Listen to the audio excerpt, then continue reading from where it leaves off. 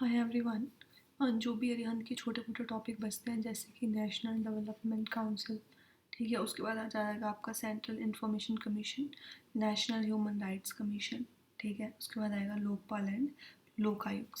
वो कर लेंगे इस वीडियो में, फिर हमारी पॉलिटी ऑलमोस्ट डन हो जाएगी। ठीक है, बाकी पॉलिटी की वीडियोज़ भी पड़ी हैं प्ले लिस्ट में, यू कैन चेक। ठीक है, चलो, नेशनल डेवलपमेंट काउंसिल को एस्टैब्लिश कब करा गया सबसे पहले वो देख लेते हैं। Was established in 1952 in the month of August। ठीक है, देखो बेसिकली जो ये नेशनल डेवलपमेंट काउंसिल थी ना, इनका काम क्या था कि जो ये 5 ईयर प्लान बन रहे हैं इनमें चेक करना कि भाई हाँ, कि कितना डेवलपमेंट हो रहा है, डेवलपमेंट हो भी रहा है या नहीं हो रहा है। ठीक है, जो इसके चेयरमैन थे वो भी आपके प्राइम मिनिस्टर ही हुआ करते थे। बट जब नीति आयोग आया, कब आया, इन 1915। ठीक है, तो इस चीज़ को ख़त्म कर दिया गया, अबॉलिश कर दिया गया इस बॉडी को, क्योंकि ऐसा लगा कि यार नीति आयोग का काम भी तो सेम ही है। ठीक है, तो अब इसकी ज़रूरत ही नहीं है। ठीक है, तो इसलिए इसे ख़त्म कर दिया गया। तो ये था हमारा नेशनल डेवलपमेंट काउंसिल। अब हम बात कर लेते हैं अपनी सेंट्रल इंफॉर्मेशन कमीशन की। ठीक है, जो सेंट्रल इंफॉर्मेशन कमीशन, पहले तो ये देखो, राइट टू इंफॉर्मेशन कब बना, एक एक्ट इन 2005। इसका काम मतलब इसका मोटिव क्या था कि गवर्नमेंट को और ज़्यादा ट्रांसपेरेंट बनाया जा सके। ठीक है, मतलब लोग देख सकें कि हाँ गवर्नमेंट किस तरीके से काम कर रही है, नहीं कर रही है ये सब। तो इस एक्ट के अंदर एक सेंट्रल इंफॉर्मेशन कमीशन और एक स्टेट इंफॉर्मेशन बनाया गया। ठीक है, तो जो चीफ इंफॉर्मेशन कमीशन था ना बेसिकली, और जो अदर देखो, अब ये सेंट्रल इंफॉर्मेशन कमीशन होगा तो इसके अंदर क्या होगा, एक होगा चीफ इंफॉर्मेशन कमिश्नर। ठीक है, और उसके साथ होंगे अदर मेंबर्स होंगे जो, तो ये सब अपॉइंट कौन करेंगे, प्रेसिडेंट करेंगे एज यूजुअल, जैसे मैंने आपको बताया है कि हाँ वही सारे इंपॉर्टेंट अपॉइंटमेंट्स करते हैं। ठीक है, उसके बाद एक कमेटी की रिकमेंडेशन पे ये इनको अपॉइंट करेंगे। किसकी, एक कमेटी की रिकमेंडेशन पे वो इनको अपॉइंट करेंगे, चीफ इंफॉर्मेशन कमिश्नर को और अदर मेंबर्स को। और वो कमेटी में कौन कौन होगा, एक आपके प्राइम मिनिस्टर होंगे। ठीक है, एक अपोजिशन के लीडर होंगे, जो भी लोकसभा में अपोजिशन होगी उनके लीडर होंगे। ठीक है, और आपके यूनियन मिनिस्टर होंगे, जो भी आपके गृह मंत्री होते हैं। ठीक है, वो, सॉरी मतलब नहीं, हाँ, अभी इस टाइम पे सेम ही है तो इस वजह से मेरे मुंह से निकल गया, डैट इज़ होम मिनिस्टर। हाँ, उसके बाद अगर हम बात करें जो सेंट्रल इंफॉर्मेशन कमीशन है और जो स्टेट इंफॉर्मेशन कमीशन है, वो किसी भी बंदे से कंप्लेंट को सुनेंगे। ठीक है, मान लो कोई गवर्नमेंट अथॉरिटी है, लोगों ने इनसे पूछा, किसी कोई भी क्वेश्चन पूछा कि हाँ तुम्हारी वर्किंग के बारे में या फिर वगैरह वगैरह कुछ भी, और इन्होंने इन्फॉर्मेशन देने से मना कर दिया कि नहीं भाई हम इन्फॉर्मेशन नहीं देते, तो लोग जा सकते हैं कहाँ पे, सेंट्रल इंफॉर्मेशन कमीशन के पास या फिर स्टेट इंफॉर्मेशन कमीशन के पास अपनी कंप्लेंट्स लेके कि हाँ भाई ये अथॉरिटी है और इन्होंने मेरी कंप्लेंट मतलब मेरी कंप्लेंट को सॉरी मेरी रिक्वेस्ट को डिनाई कर दिया इन्फॉर्मेशन लेने की। ठीक है, अगर इसकी वर्किंग की बात करें तो 6 साल की इसकी वर्किंग होती है। ठीक है, जो राइट टू इन्फॉर्मेशन एक्ट है, इससे लोगों को मतलब ये लोगों को इसलिए दिया गया ताकि गवर्नमेंट और ज़्यादा अकाउंटेबल बन सके। ठीक है, अकाउंटेबल का मतलब ये है कि यार अच्छे से काम करो ना, तुम लोगों के लिए बने हो तो लोगों के लिए काम करो। ठीक है, ये हो गया। अब नेक्स्ट हम देख लेते हैं आपका नेशनल ह्यूमन राइट्स कमीशन। अब सबसे बड़ी बात क्या है याद रखनी, कि ये एक स्टैट्यूटरी बॉडी है।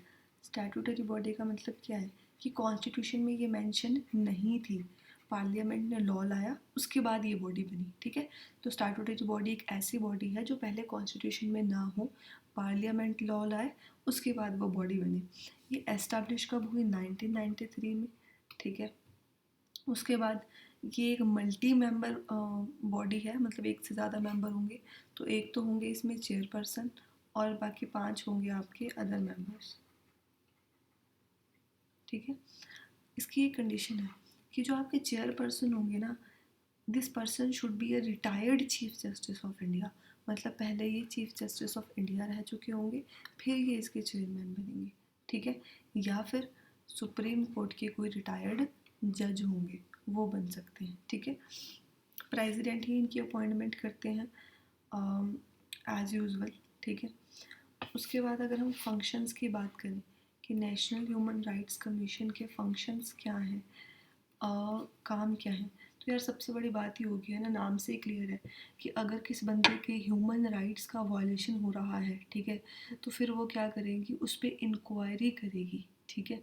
कोशिश करती है कि कोई भी पब्लिक सर्वेंट है, ठीक है, या फिर कोर्ट है, या मतलब कोई भी गवर्नमेंट अथॉरिटी है, किसी बंदे के ह्यूमन राइट्स का वायलेशन ना करे, ठीक है। उसके बाद अगर मान लो कोर्ट में कुछ ऐसा डिसीज़न ले लिया कि भाई हाँ, ये बंदे की ह्यूमन राइट्स के अगेंस्ट है, तो वो उस चीज़ को भी रोकने की ट्राई करती है, ठीक है।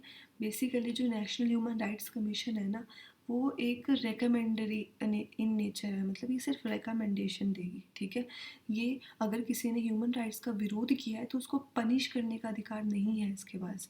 ये बस रिकमेंड करेगी उस बॉडी को, उस अथॉरिटी को। मान लो कोर्ट्स ने किया है तो ये रिकमेंड करेगी कि नहीं, ये चीज़ गलत है, यहाँ पे बंदे की ह्यूमन राइट्स का विरोध हो रहा है, ठीक है। ऐसे करके ये पनिश नहीं कर सकते किसी को भी। उसके बाद हम बात कर लेते हैं अपने लोकपाल लोक आयुक्त की। देखो, पहली बात तो ये एक्ट आया कब, 2013 में आया, ठीक है, और पार्लियामेंट ने पास किया था। अब जो ये लोक आयुक्त होंगे ना, हाँ, लोकपाल होते हैं आपके यूनियन के लिए और लोक आयुक्त होते हैं आपकी स्टेट के लिए। बेसिकली इनका काम क्या होता है, करप्शन से रिलेटेड मैटर्स, करप्शन को रोकना। मतलब अगर मान लो कि कोई भी एक पब्लिक बॉडी है, ठीक है, सरकारी अथॉरिटी है कोई भी, ठीक है, उस पर ना करप्शन के चार्जेस हैं कि भाई इस बंदे ने मेरे से घूस खाई है, या इस पूरे डिपार्टमेंट ने मेरे से घूस खाई है, करप्शन की क्या है, इस पर चार्जेस हैं। तो ये लोकपाल और लोक आयुक्त, आयुक्ताज उसको इंक्वायरी करते हैं कि क्या सच में खाई गई है घूस, या मतलब सच में ये करप्टेड है अथॉरिटी या नहीं है, ठीक है। मतलब इंक्वायरी करना इनका काम होता है। इनके कुछ फीचर्स देख लेते हैं, salient features of Lokpal and लोक आयुक्त। पहली बात तो लोकपाल की बात कर लेते हैं, जो कि हमारे सेंटर की बॉडी होगी, ठीक है। तो इसमें एक होंगे आपके चेयरपर्सन, ठीक है। मैक्सिमम इसमें 8 मेंबर्स होते हैं, और उसमें से जो आपके 50% होंगे, मैक्सिमम कितने, 8 मेंबर्स होंगे, ठीक है। जिसमें से आपके 50% होंगे वो आपके जुडिशियल मेंबर होने चाहिए। कौन होने चाहिए, जुडिशियल मेंबर्स होने चाहिए, ठीक है। 50% मेंबर्स ऑफ द लोकपाल होने चाहिए आपके SC ST और अदर बैकवर्ड क्लासेस से और माइनॉरिटी से एंड वीमेन से, ठीक है। क्लियर हो गया होगा इतना। उसके बाद देखो, अब कौन बनेगा चेयरमैन, कौन बनेंगे लोकपाल के मेंबर, ये कैसे डिसाइड करेंगे, तो एक कमेटी डिसाइड करेगी कि हाँ, इस बंदे को बना दो चेयरमैन और इस बंदे को बना दो आपका मेंबर्स, ठीक है। तो इस कमेटी में कौन कौन होगा, पहले होंगे आपके प्राइम मिनिस्टर, दूसरे होंगे आपके स्पीकर, किसके स्पीकर, लोकसभा के स्पीकर, ठीक है। थर्ड, जो आपका लीडर ऑफ अपोजिशन होगा इन लोकसभा, ठीक है। फोर्थ आपके आ जाएंगे चीफ जस्टिस ऑफ इंडिया, ठीक है, या फिर अ सिटिंग जज of supreme court nominated by a chief justice of India. मान लो चीफ जस्टिस ऑफ इंडिया 15 दिन की छुट्टी पे है और वो अपनी जगह एक बंदे को अपॉइंट करके गए हैं, रख के गए हैं कि हाँ, मेरी जगह तब तक ये काम करेगा, तो वो सिटिंग जज, ठीक है।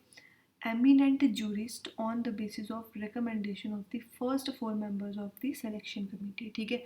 मान लो ये 4 बंदे, इन 4 बंदों की नज़रों में कोई एक पर्सन है कि यार ये ना बहुत अच्छा जूरिस्ट है, ठीक है, मतलब इसको लॉ की बहुत अच्छी नॉलेज है, तो ये बंदा भी आ जाएगा इस कमेटी में, शामिल हो जाएगा, ठीक है। ये था। उसके बाद जस्टिस, अगर हम बात करें कि हमारे फर्स्ट लोकपाल कौन थे, तो that was justice P.N. Ghosh. याद रखने की बहुत ही ईजी ट्रिक है कि ये क्या करते हैं, घूस खाने वाले लोगों पे इंक्वायरी करते हैं, तो घूस से याद रख लेना, घूस। बस हो गया हमारा Lokpal and Lokayukta. Thank you very much.